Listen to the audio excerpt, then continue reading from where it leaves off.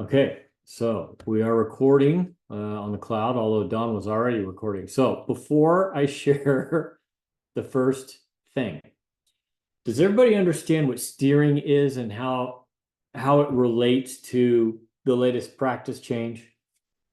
Do you remember us talking briefly about it? Right? This is when, for the most part, a buyer's agent will guide their client to only look at or only purchase houses that are offering, I don't even want to use the word, a payment. Okay. So the fear is that buyer's agents would be lazy or they wouldn't understand the concept of how we do things now. We've talked about it 100 times, and that they would call Brendan and say, "Hey, Brendan, you're the listing agent. Are you guys offering any kind of compensation or concession?" And Brendan says the right thing. He says, "Well, I mean, yeah, submit the request on the SPBB form with your offer, and we're open to looking at everything." I'm not answering. I'm asking you to submit the paperwork. Yeah. And then I'm the buyer's agent, and then I call Michael and I say, "Hey, Michael, you got any concessions going?" And Michael goes, "Yep, we're doing it. Absolutely, positively. It's 2.5%. I'm going to use the wrong words. You can also look at the keychain and the lockbox. You can also look at my private website. Yeah, we're doing it." And then I say, "Okay, so I'm gonna push to buy Michael's property or view Michael's property over Brendan's property, because with Brendan's property, I just don't know." When the reality is you do know, right? So here we go. This was a post. I'm going to share my screen. This was a post that was made by James Wiggins, our CEO. And it's a text conversation between a real estate broker named Doug Miller and a client on one of his listings. And he does his follow-up, and the buyer's agent says, "We just finished the homeowner, or just finished in the event that the owner would like to come home." And Doug says, "Thanks, how did it go?" And the buyer's agent says, "A nice showing. Anticipate hearing back from them sometime today." And he says, "Thank you." Okay. A little while later, says, "My clients are going to pass. Just so you know not to wait. It's a lovely home. I have to be honest with you, though. My buyers are looking at paying 2.7% buy-side commission on the home that they're selling."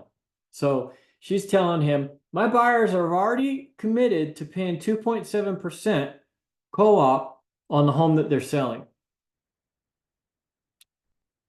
They want to maximize their pool, and they're not interested on paying it again on a purchase house. Because they don't want to pay the commission again on a purchase house, this is why they're walking away from this home." Doug does a good job. He says, "Hey, look, all you have to do is ask in the purchase agreement for us to pay your fee. I can't believe you just wrote that." And she says, "Look, I'm just being honest with you. They didn't want to play games." It sucks when the real estate broker you're talking to and you're steering around also happens to be one of the attorneys that filed the first class action lawsuit against the NAR and won the $450 million judgment. Same guy. Okay, he's a real estate attorney. You can see right up here. He's an attorney, the executive director at the Consumer Advocates in American Real Estate. Okay, and he's a real estate broker. He's a practicing real estate broker. Now, I don't know about you, but I would say that when they start to do the steering lawsuits like they've already said they're going to do, I'm pretty sure that that agent and that brokerage is going to be on Doug's list. Okay. Here's the point that I'm trying to make, and this is all funny and hilarious, and I feel horrible for that person, but they absolutely deserve it. You just never know who's watching. You never know who you're talking to. right? I mean, I don't know all of the lawyers and the primaries and the parts and the pieces that are involved in this. I don't know how many people are watching or whatever this go down. He just posted it on Facebook for the whole damn world to see, right? It's made its way through NextHome's ownership. It's made its way through NextHome's brokers. The next thing, the NextHome agents are going to pick it up and post it. So it's out there. You just cannot have that kind of conversation. You just can't, right? You can't ask about it. You sure as hell can't hope to educate some dumb listing agent about it. All right. And on the listing side of the transaction, you can't do anything more than what, I mean, there's the guy. There's the guy that's going to follow the rules and set the tone of how things have to be. And he said the same thing that we've been saying to say the whole time. Hey, submit it. Submit it with your offer. Right? James, if you're friends with James on Facebook, or if you're not, you can probably look him up. But his directive on the Facebook post, and he's been very adamant about this before, he said, if you've got agents that do this, fire them. Because they're just going to get you sued. They're going to get themselves sued. You know, it's coming. The first round, or the first idea of all this lawsuit era, I'm going to call it, we're in the lawsuit era, was so successful with really minimal effort on the part of the plaintiff's attorneys that it's almost a guarantee that, you know, something similar is going to come along. And this is the next target. The next target is, well, here's all these big bad realtors and brokerages that were ripping people off for all these years. We saved the people. We've already done that. But now they're screwing people over by doing this. And they're harming the sellers because they want to line their own pockets. Can you hear the argument? They're harming the sellers and harming the buyers by not showing them properties that probably would have been perfect for them, because all they're concerned about is lining their own pockets. And they're going to sue everybody that they can find. And they're going to win again. Okay. So, I know that we've talked about it 100 times, but just to show you, it's out there. People are going to ask you about it. You know, I've had a couple of listings lately. I've had to deal with it 3 and 4 times. Some people have gotten really pissed off at me. Okay, there was one guy I know in particular that was straight pissed off at me because I wouldn't answer the question. I wouldn't answer the question. And he said, look, I know we're not supposed to use the words. I know we're not supposed to do this. Can you just tell me what the seller's thinking? And I said, yeah, I can tell you exactly what the seller's thinking, that they'll look at your request when you submit it with your offer. Okay. And he was angry, right? From the buy side of the transaction, I've said it before and I'll say it again. I won't hesitate to show any property. I won't even ask. I'm not even going to ask. I'm not going to waste my time and call the agent and ask or try to find out. I'm just going to submit it. I'm just going to submit it. Okay. I don't think that you're going to get any blowback of any kind. This is after talking to people in real life. This is after putting shit on social media and talking to people that are doing a lot of listings. And the bottom line is this: every listing agent that's out there right now is expecting to get that form with any offer. They know it's coming. Okay. They absolutely know it's coming. There's caveat. And that could be, let's just use round numbers. That could be, you know, I'm going to submit it at 2.5. Okay. Maybe the seller's only willing and had a conversation with the other agent to do 1.5. They had that conversation with their agent. I'm not paying any more than 1.5. We've talked about this before too. All things change when the offer's in front of them, especially if it's the only one. Okay. And if the listing agent's any good at all and the seller's not happy with your net, he's going to counter the price, not your SPBB form, because that's the easiest way to go about the transaction. Okay. So just know that. Buy side, don't ask. Sell side, don't tell. I sound like I'm talking about the military in the late 90s. And just go on with life. Submit the form that you want, get it done. Okay. Questions or comments or remarks on how screwed that certain agent is? I mean, it's making the loop. It's all over. James put it out yesterday. Every NextHome owner that I know that I'm connected with on social media has reposted it. I mean, it's everywhere. It's literally everywhere. So, okay. New form I want to cover with you real quick, and then we'll get into sellers. But a little bit of housekeeping. When we talk about, and I say it too, when we talk about the disclosure package or disclosure that goes along with the contract, that kind of means everything, right? But did you know this? And you probably do. Did you know that a disclosure is only one kind of form? What does a disclosure form do in a transaction? Anybody tell me? What's a disclosure in actual, if you get right down to it, what is a disclosure? Well, for me as a seller, it discloses everything that's wrong or right with property. Right. It's a seller informing a buyer about something that has to do with the property, right? So the TDS, the transfer disclosure statement, is a series of questions about the condition and the state of the property that has to be completed. The SPQ, the seller's property questionnaire, is another list of questions about the property, the neighborhood, the surroundings, everything. So the seller has to disclose everything they know about the property. All right. Now, what's an advisory? Okay. Advisory, like market conditions advisory, statewide buyer and seller advisory. We call those disclosures loosely, but they're actually advisories. What's an advisory? Recommendation. What'd you say? Two people went at once. Michael, you go first. What is it? Recommendation. Recommendation. Brendan, what'd you say? What's an Kind advisory? of like a be aware, like buyer beware. Okay, good. So it's actually both. It is a buyer beware notice. Before you do this, make sure you read this. Okay, we're advising you of something. Also, most advisories do have a recommendation inside the body of the text. Michael, they do. They say, before you do this, know this, and you should take this action to satisfy your thirst for knowledge or questions.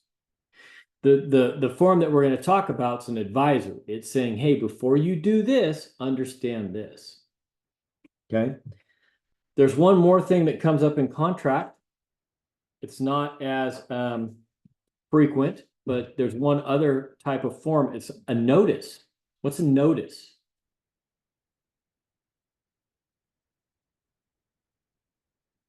Anybody know what a notice is? It would be similar to a disclosure. No. Mm-mm. A notice is, hey, something's wrong, right? Notice to perform, notice to close, notice to cure, right? A notice is something's wrong with the transaction and we're putting you on notice or we're putting you on blast that unless something changes, we're going to have a problem. Warning. Right? So keep those three differences in mind. You know, it makes the practice a little bit easier. If it's called a disclosure, it's basically a sharing of information, right? If it's an advisory, it's a, hey, watch out. Okay. If it's a notice, there's a problem and it needs to be corrected as quickly as possible. So the form that we're going to talk about that we're adding to the mandatory list of forms for a transaction is an advisory. And it's only going to be used in certain circumstances. So it's a non-contingent offer advisory. All right. And so basically the only time you're going to use this is when you have a buyer that writes an offer to purchase, and they're removing one or more contingencies with their offer. Okay. So when times are really, really competitive for buyers, they might be tempted to submit an offer that has no inspection contingency or no appraisal contingency, right? Or no loan contingency. Okay. If that comes up, and you're the buyer's agent, you're going to include this form with your purchase agreement package that the buyer signs before they submit it to the seller, And it just talks about markets can go up and down, what non-contingent offers are, and then it breaks down the difference and defines the big contingencies on a contract. It goes on to say that we don't recommend that you do this, right? And then they sign it. So, couple of highlights. What if the listing agent has gone to the trouble to do a bunch of pre-list inspections, post them to the MLS, and he or she asked you to waive contingency on those inspections only, nothing else. You still have your own inspection contingency, your own appraisal, whatever, to waive those inspection contingencies attached to the reports provided. Do you need this form? Yes or no? Everybody nod. Yes, you need the form. Okay, need the form because you're waiving some kind of contingency, right? What if you have a cash offer, they're paying with cash and they have an inspection contingency of 10 days, but because they're paying with cash and they click the all cash button on the RPA, it automatically waives the appraisal and the loan contingency. Do you need this form? Sounds like it. Yes. Okay. Yes. Okay. So if you're waiving any kind of contingency at all, you need this form. What if you're shortening the contingency from the stock 15 or 17 days that comes default on the contract and you're changing it to 10 days or 5 days or whatever? Do you need this form? Okay. Standard contingency for investigations on the contract is 15 days. Your buyer wants to do 5 so that they can be really, really competitive. Do you need to include this form because they shortened it to 5? Yes or no? Everybody shake your head no. They're not waiving any contingencies. They're just shortening the period, and that's okay. Okay? What if you're a listing agent and it goes into escrow, written as is, it goes into escrow, and the TC finds out later that there were contingencies removed from the purchase contract? Do you need this form? Everybody not. Okay. If you're a listing agent and I'll just say RTC is doing your file, because whether or not she does your file or whether or not she audits your TC's work, she's going to look to the purchase agreement. She's going to see that there were contingencies waived, and she's going to ask you to execute this form. Okay. Going to ask you to execute this form. Any questions? It's pretty straightforward, but if there's any questions, let's talk about it. It seems like this form waives all contingencies, not just specific ones. Well, no, that's a great point, Michael. So the form in and of itself doesn't waive any contingencies. The contingencies will have been waived in the residential purchase agreement, the offer that you wrote up with the buyer, right? So you're going to attach this form to the RPA in the event that they waived any of those contingencies so that they can sign off on the fact that they read about what an appraisal contingency is and that you recommended that you don't do that. Okay? So we understand that you want to be competitive and that you want to waive your investigation contingencies or whatever. You're just going to buy it as is, where is, whatever. You're going to do that. You now understand by signing this what an investigation contingency is, and we recommend that you don't do that, okay? That you don't do that. So that can be a slippery slope. For example, Brendan will have a lot of experience with this. You show your client a house. The house is very popular. It's getting a lot of traffic. It's priced right. All of these things, you know, it's going to get multiple offers. And the first thing that your client asks is how do we write offers, and how do we write an offer that's going to be most competitive? The house has all the reports attached. It's got every inspection that you can dream of already performed and attached. Everything's cleared. Everything's wide open. It's all good. Okay. Got section 1 pest clearance. Got notes that say everything in the home inspection was fixed. Everything else is clear and perfect. There are no issues. And Brendan will say, like he said 100 times before, and like I've said 100 times before, let's consider waiving the inspection contingency. Right? Let's reserve the right to review the prelim or the CC&Rs or whatever might be remaining, but let's waive the inspection contingency and be more aggressive on the offer. I mean, you've had that conversation, haven't you, Bryn? I have 100 times. Then you're going to ask them to sign a form that says, we don't recommend that you do that. Okay. What's the talk track so that you don't contradict yourself, so that you can encourage people to write the strongest offer possible by possibly removing some contingencies, but at the same time, not be contradicting yourself when you ask them to sign this form? What's the talk track for that? How do we tweak that a little bit so that we don't look like fools? Any thoughts?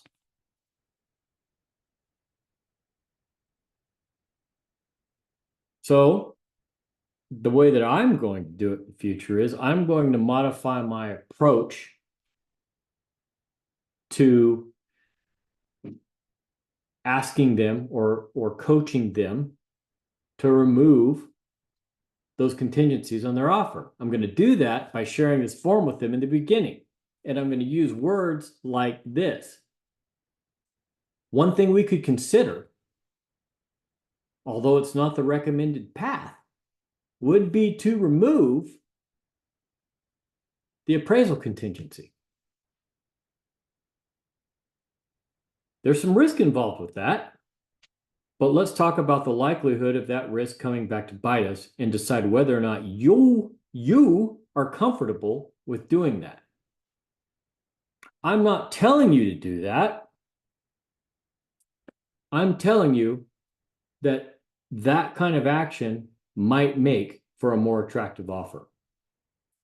Let's talk about the risk in removing the investigation contingency and how that might be mitigated by the fact that we have all these reports already attached to the MLS.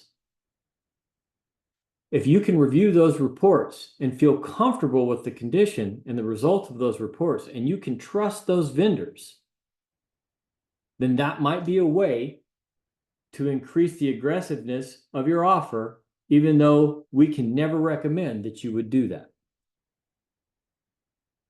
Okay? So just use the same words that you've always used with a little bit of a tweak to let them really truly understand what it is they're giving up. Talk about the risk. Okay? Talk about what could happen. Make sure that they understand that, and then let them make the decision. Let them make the decision. I don't think this changes anything that we've done, because I don't think any of you ever would do something that would not serve your client. Okay? I don't think that if Brendan walked up to a house that looked like it was falling down, that he would say, well, everybody wants it. We got to remove the investigation contingencies. Don't worry about it. Everything's going to be okay. I just know that he wouldn't do that. Right? But if he walked up to a very well taken care of house that had a full battery of inspections from local and reputable vendors that could be contacted or ask questions or whatever else, I know that he could talk to the potential buyer about the fact that, you know, it's not advisable to do this, but given that we have all this information, this is something that we could consider. Right? This is something that we could take a look at. Does that make sense to you guys? Yeah. Now here's why I'm talking to you about it in great detail and trying to get this aired out so that you're prepared for it in the beginning. This, in my mind, is the most uncomfortable situation on the planet. Brendan has a house. It's going to get multiple offers on it. He talks to his folks about through all the options. He talks to them about, what they could do to make the offer look better. He talks to them about all that stuff, and he gets them to go in with no appraisal contingency on the property. Okay. They write the offer. He does not include this form because he wasn't here and he didn't listen. Doesn't include this form. He writes the offer just like he's always done. He gets them signed on. He gets the house in contract. The contract and everything else goes off to Mary. Okay. The buyers are happy. They're excited. They get into the disclosure period process. Mary sends him a big wad of forms to sign, and one of them is this one because he didn't include it with his purchase agreement. So now we need to clean up the file. Okay. And now they get this one and they read it. And down here at the bottom, they read where it says, we don't think you should do this. Okay. Brendan's got a problem. Okay. He's got a problem. He's going to have a conversation and it's not going to be a pleasant one. It's going to go something like this. You told us that we should do this, and now we're signing a form that says we should not do this. What have you done to us? Okay, something like that. You don't want to have that conversation. So make sure that if there's anything removed in the purchase agreement that you include this. This is a 2.5 minute talk. Okay. Spend the 2.5 minutes to go over this form with them, talk to them about it a little bit, submit the offer. Everything's going to be fine. Everything's going to be fine. All right. Any questions on that one before we move on? So go ahead, please. Oh, go ahead. Let's go with Cindy first. Cindy, go. Yes. So I talked to Mary this morning and she was going to include that. I can't see the whole form because I'm in my car driving, Sure. but does that have seller signature on it or just buyer? Buyer only. Because she was going to submit it to have the buyer sign it. Because they waived some kind of contingency in their offer? They removed, when they submitted it, they removed all inspection contingencies originally. And then, we had the addendum about the railroad crap. And then they added the survey onto as a contingency. Right. After the fact. Yeah. After the fact. Yeah. Right. Okay. So yeah, that would qualify. That would qualify for this. Okay. All right. Let me mute myself here. I might have to get off early because my phone's almost dead. No problem. Do what you got to do and don't crash the car. Don't look at the phone, look at the road. I can see. No, I'm parked. I'm parked now. Okay.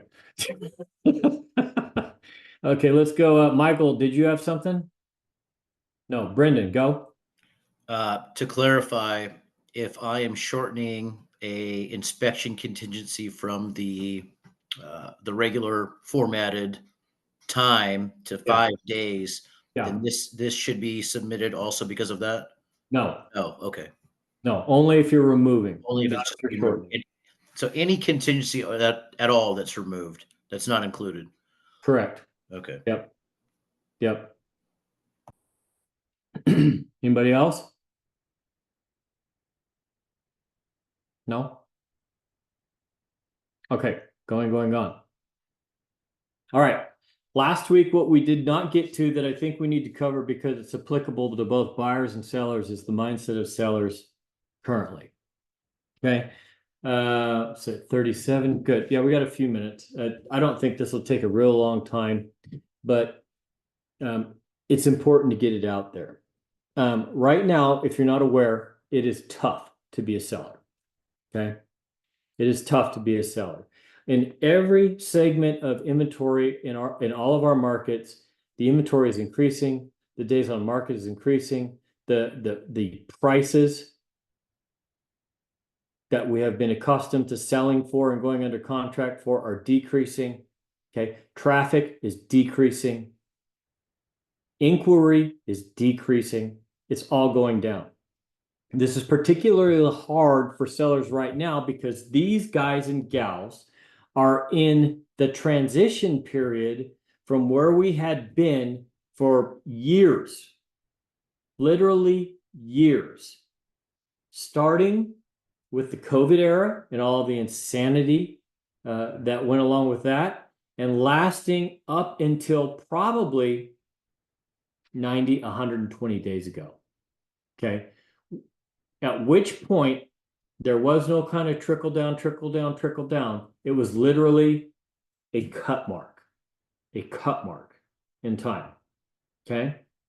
Just to give you an example of how quickly this went, if you weren't involved, with two fairly similar properties in the same area within a mile of each other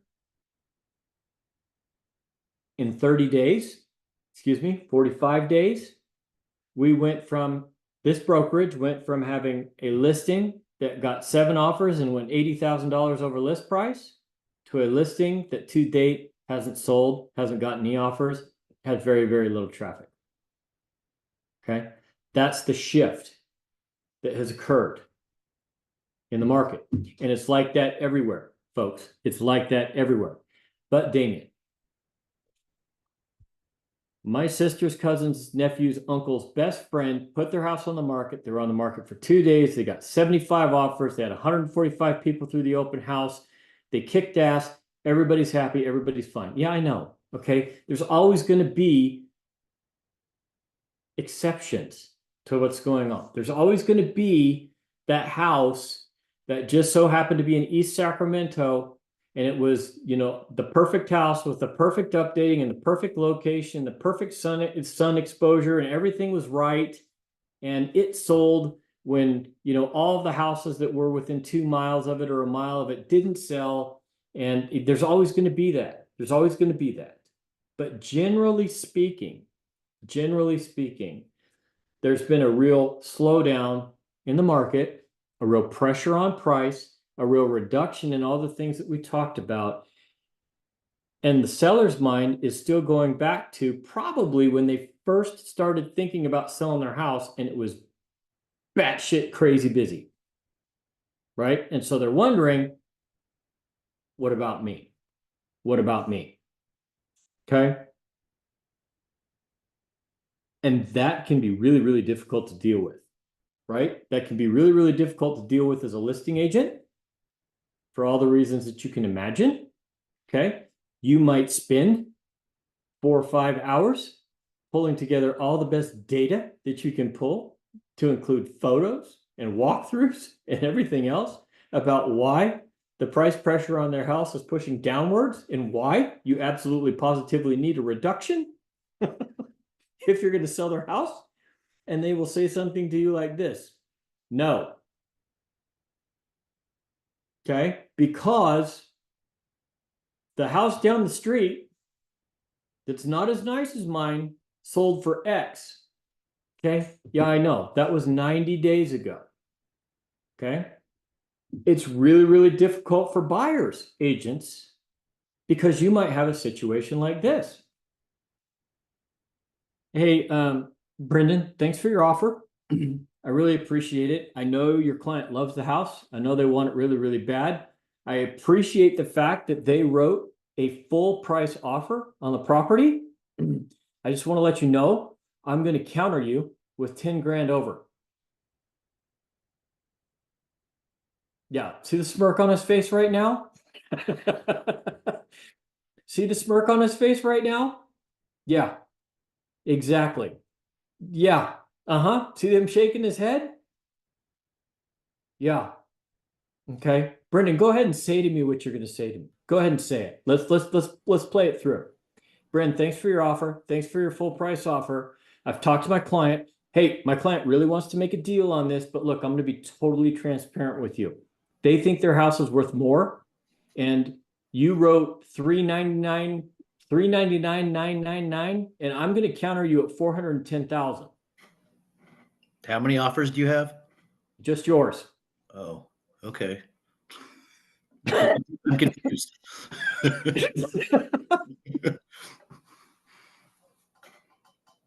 That's it. I'm waiting for a response. I'm confused. Why is this happening? We just got done talking about the attitude of the seller, right? Mm-hmm. This is all real stuff, guys. This is all real stuff. This has actually happened to me in the past 30 days. Okay. We just talked about this, the attitude of the seller. But Damien, you said that if we did what you said we were going to do, if you did what you told me to do, that we would get more than one offer and we would get $15,000 more. You said that. No, I didn't. What I said was, if we do this, this has been the results in the past. I can't guarantee it, but this is what should happen. I also said that 2 weeks before you went to market, I brought you an analysis of what had been changing and that things had slowed down and that we might not be able to do that. And you said, go ahead anyways. Now, after no traffic, very little traffic, I brought you a full price offer with super set of clean contingencies. And I can't guarantee you that I'm going to be able to get you another one. I think you should sign it. Okay? The best advice I can give you is to sign it. Damien, no. We think it's worth more. Okay. You think it's worth more. I respect that, but didn't I just demonstrate to you that it's not? Like, this is a really good offer. I know, but we wanted more. Okay, I understand that too. I wanted a lot of things in my life and it didn't always come true. Okay, I can understand that you're disappointed. I can understand that you're frustrated. I also know that you have to move to Louisiana in 30 days and that you have to sell this house to buy your replacement property there. I know all of that. Guys, this is a good offer.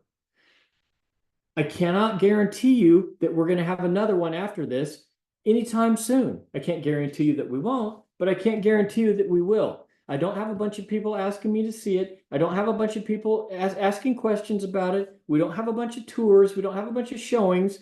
We really need to take a hard look at this and not run this buyer off. What do you want to do? How long has this house been on the market? 3 weeks. What do you want to do? We want to counter. What do you want to counter? 415,000. Okay. The guy wrote a full price offer and you want me to counter him $15,000 over. And you have no other offers. I want to make sure that I'm understanding you correctly. I want to make sure that I hear you. Yes, that's what we want to do.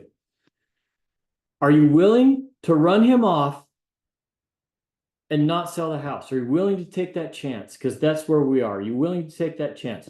Yes. So Brendan, I come back to you and I say, here's your counter. Now, remember, we're not talking about the listing agent. We already talked about that. We're talking about poor Brendan, because what Brendan has to do now is go back to his client that trusts him and look like a complete jerk because he's got to present an offer $10,000 over. Check that, $15,000 over the full price offer that his client just wrote. And he's got to try and keep it together after he probably told him, this is a great offer, guys. It's a great offer. They don't have any other offers. Okay. So he's got to go back and say, I've got to counter for 15,000 more. They don't have any other offers. We're the only one. And the reason that they want more is because they think the house is worth more. That's a terrible position to be in as a buyer's agent. There's no way in hell that Brendan's clients are not livid. Okay? There's no way that they're not angry. Okay? And guys, it's not always the listing agent's fault. Sometimes it is. Don't get me wrong. Sometimes it is, but it's not always the listing agent's fault. Sometimes the listing agents will kick, beg, and scream for their client to do the right thing, and they will not do it. They'll kick, beg, and scream for the client to be reasonable, and they will not be. Okay? But at the end of the day, it's going to roll back downhill, and now Brendan's got to deal with it. Right? He's got to deal with it. He's got to calm his client down. He's got to keep him in the game and try and come up with a solution that works for both the client and for the seller. Right? And that's a really, really tough spot to be, particularly when this happens next. There's more. Oh, there's more. So you meet in the middle. Okay? You meet in the middle. Seller should be happy, but they're not. Okay? Because $9,000 over their ask price wasn't what they thought their house was worth. Buyer should be happy, but he's not, because he had to pay $9,000 in his full price offer when he was sure that was enough, and he should have been sure that was enough.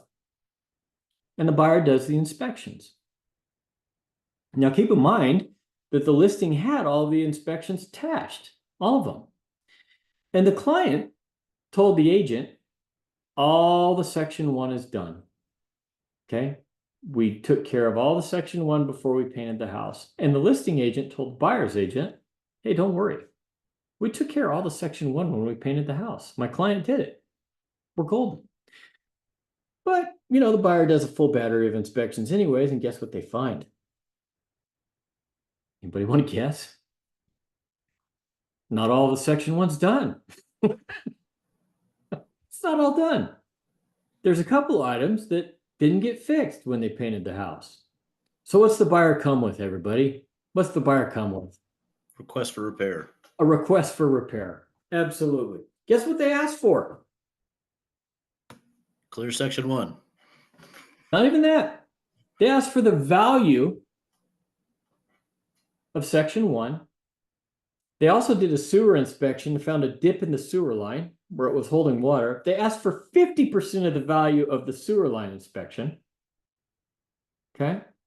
They also do a specific HVAC inspection, find that there's some repairs that need to be done on the HVAC unit as a contractor. They only asked for half of that. Okay. Section 1 that we said was done, they want the value for that. Sewer line that they didn't know about, nobody knew about, they asked for 50% of the value of that. Heating and air conditioning unit that nobody knew about, they asked for 50% of the value of that. And they submitted. Reasonable request, Brendan? You're a buyer's agent. Reasonable request? I would ask for all of it. So half is pretty reasonable, yes? Well, so I would ask for all of it and then hopefully getting half back and going, there we go. We got to win. Okay. They asked for half because they really want to stay in the game. And this agent, this poor bastard from Coldwell Banker, has had enough of me already. And he talks his client down. I know he does. He talks his client down, talks his client down, talks his client down, and makes this submission and sends me an 8-page email explaining why, and follows it up with a phone conversation and a text message and everything else. And I take it and I go, oh shit, man. And I submit it to the seller. What does the seller say? Any guesses? There it is. Yeah, Just not happy for sure. no. I said, guys, I understand, but at least consider the amount that you said was done and wasn't. Right? Because your contractor said they fixed everything, and I told them it's all good. And they said, they caught me. Okay, they said, no, it's not all good. That's not on me. That's not on you. That's on the contractor. Go ask the contractor for the money. At least consider that amount. Okay, it's not right. We told them it was done before they wrote the offer. Okay, you gotta understand that. What did the seller say? Jess? Good. Now, so I call my new best friend and I go, look, man, seller said that. Okay. Like, I don't want to put that in writing, but that's what the seller said. Where are we? Really? Where are we? And he goes, dude, if you can't get me what they asked for, we're gone. Like, they're pissed, we're gone. I said, hang on. Look, there's my back. Don't get excited. let me go back to him. So I went back to him, and to make a long story short, we totaled up the value of everything that they asked for, and we gave them 40%. Okay. 40%. Not half, not even half, Brendan. I mean, half is our ball game, right? I mean, we know whatever we asked for, we're gonna get half, and we're happy. He didn't even get that. And he moved on and removed his contingencies, and we found agreement. I'm talking to you from my perspective, but the whole point of this is what does the attitude of the buyer do, or excuse me, the attitude of the seller and sellers right now do to these poor buyers and you ultimately as the buyer's agent? Can you imagine what that agent went through with that client? I mean, I'm going to send the dude a bottle of something because he's a hell of an agent. I got to tell you right now, he is a hell of an agent to keep that thing together after me and my clients. Like, there's no way I would have told my buyer client, you know what, you guys see how much inventory is out there? F these guys, let's go. We're gone. Right? We're gone. But he hung in and he got it done. And, you know, we got full contingency removal on it today and it's going to close. And I freaking can't believe it. Can I ask? I've seen a lot of goofy shit, but I can't believe it. Can I ask, and you don't have to divulge this if you don't want, what was the cost, the 50% cost? Credit was right around, I know, it's $1,500 credit, $1,500 credit. $1,500 credit. Okay. Yeah, $1,500 credit. And the total cost of everything that they asked for was just under $3,300. Okay. And so just to add for myself, if this thing is going to go sideways, I would talk to the other agent. Hey, look, we're going to let this thing go for $1,500. Why don't you kick in $7 and I'll kick in $750. Let's get this thing done and get out of here. Okay. That's a great point. Let me add a little tidbit to you that I left out before. So ordinarily, Brendan, I would have gone there exactly. But here's the problem. The listing's a referral, so I have a referral fee on it. I got nothing left. Like literally nothing left. What I did tell him was this, and it was true. After we went back and forth and I got the 1,500, I sent it to him and I said, look, here's what we got. I need you to know something. And he said, okay, what's that? And I said, the seller has told me that the next thing we counter is the SPBB form. And I told him that was a bad idea. Okay. So this is where we are. And if we can't agree, they're going to increase the net by countering the SPBB form. Okay. Now, whether or not that provided him with a little extra incentive, I don't know. And I've got to think that based on everything that he did, if we offered 1,500 and the buyer said, I'm not doing it for anything less than $2,000, he probably would have just dug in automatically because he's a smart guy. Right. But yeah, you're absolutely right, Brendan. There's always the last resort, which is to talk agent to agent and say, look, we're $1,500 away. I'll go $750. You go $750. Let's put it to bed. And that would be better than letting it blow up for everybody. Yeah. So the attitude of sellers, guys, don't just think that there's an absolute effect on how that shows up when you're representing your buyer clients. Okay. And you've got to know it's out there and you've got to know what that attitude is so that you can talk to your clients. You can talk to your clients before this stuff happens about the fact that it could happen. It is possible because that's where they are now. And don't just tell them because they're jerks, or don't just tell them because they're unreasonable. Take them through the track that I took you through, which is this. The average person doesn't put their house on the market for 60 to 90 days after they decided we're going to sell our house. Right? They make that decision, and then there's 60 or 90 days of prep and, you know, blah, blah, blah, before it hits the MLS. Okay. A lot where we are today, a lot has changed for them in that 60 or 90 days. So their decision-making process is based on something 90 days ago when they netted it all out in their mind, or when they netted it all out on paper, and the process they had in their mind is 90 days old, and it's completely different than it is today. And they just haven't gotten with reality yet in most cases. It's going to make the job of a buyer's agent really difficult. Okay, really, really difficult. You guys got anything to add? Anything to ask? Karen's in the Milky Way.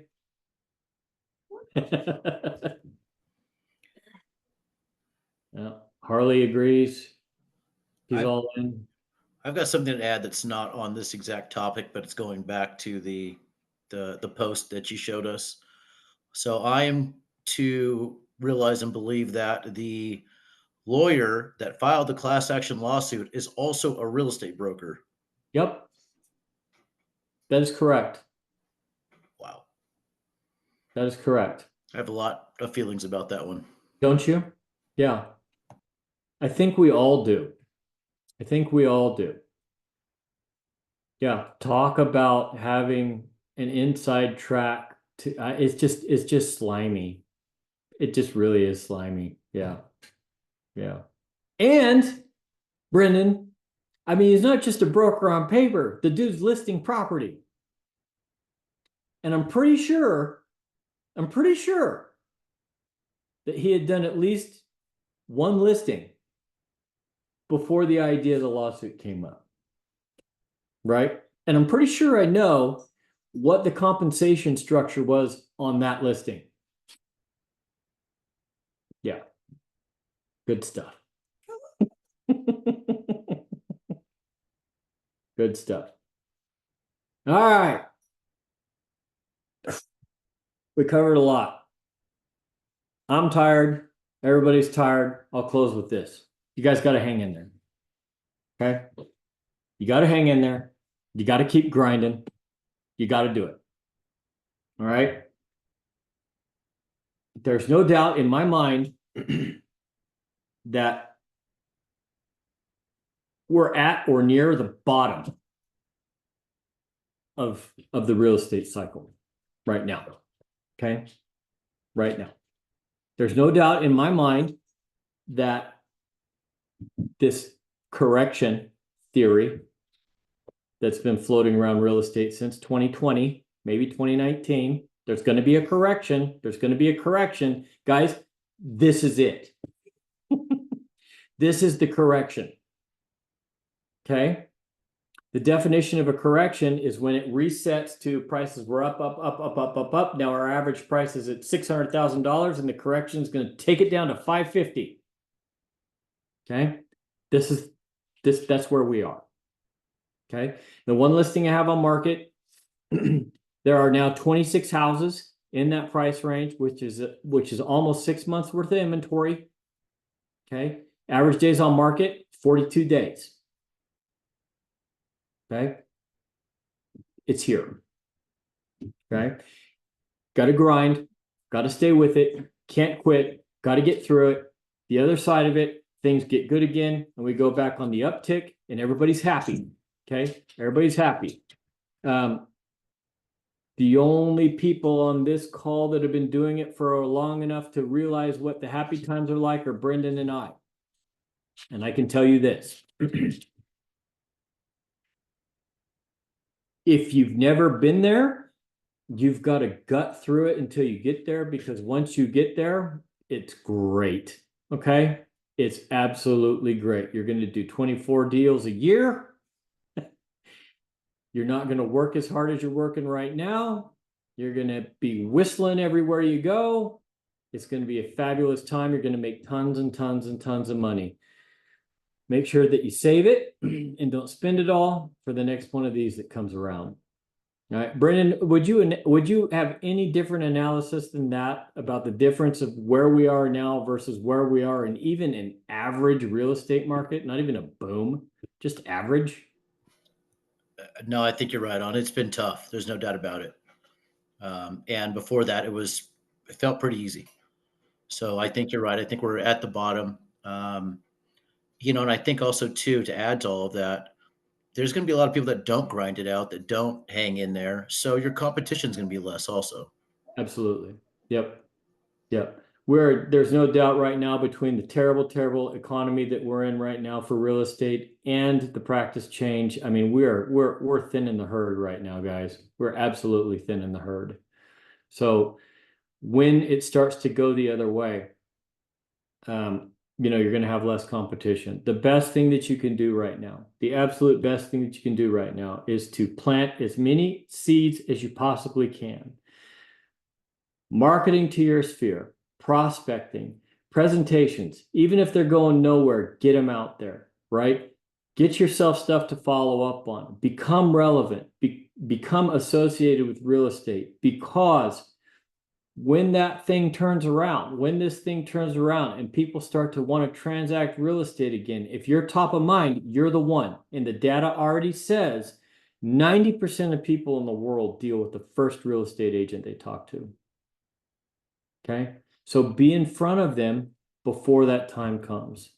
And then you'll cruise right into the business. You'll cruise right into the business. You just gotta grind it out and you got to get to the other side. It's not that far away.